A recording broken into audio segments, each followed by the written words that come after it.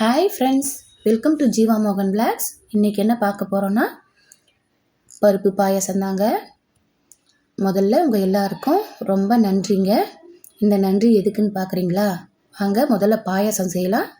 அதுக்கப்புறம் எதுக்காக நன்றின்னு சொல்கிறேன். முதல்ல ஒரு டம்ளர் அளவுக்கு பாசி பருப்பு எடுத்துக்கலாம். அதோடவே ஒரு கைப்பிடி அளவுக்கு பச்சரிசி சேர்த்துருக்கேன். ரெண்டுத்தையும் நல்லா வறுத்துட்டு மணம் வர அளவுக்கு வறுத்துக்குங்க. வறுத்த பருப்பை கழுவிட்டு தண்ணி சேர்த்து ஒரு 4 விசில் வேக வச்சுக்கலாம். அதுக்குள்ளே ஒரு அரை மூடி தேங்காவை பால் எடுத்துக்கலாம். இப்போது பருப்பும் அரிசியும் நல்லா குழஞ்சி வெந்து வந்துடுச்சு. இதை வேறு ஒரு பாத்திரத்தில் மாற்றிட்டு குக்கரையும் கழுவி அந்த தண்ணியும் சேர்த்துக்கலாம். இப்போது அடுப்பை ஆன் பண்ணிவிட்டு அதோடவே நான் எடுத்திருக்க அளவுக்கு 150 கிராம் அளவுக்கு வெல்லம் எடுத்திருக்கேன். நான் வெல்லத்தை அப்படியே சேர்த்துறேன். ஏன்னா இந்த வெல்லத்தில் கல் மண் எதுவும் கிடையாது.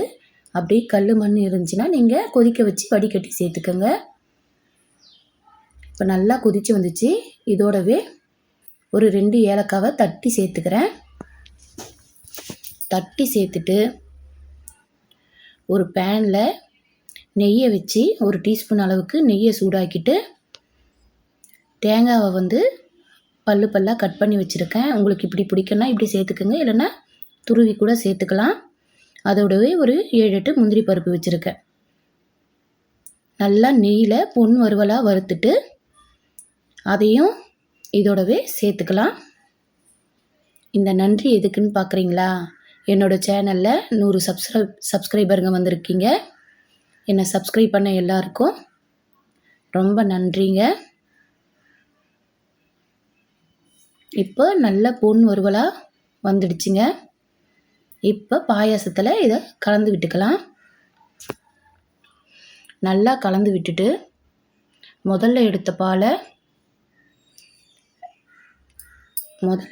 ரெண்டாவதாக எடுத்த பாலை சேர்த்துக்கலாம். நல்லா கலந்து விட்டுடுங்க.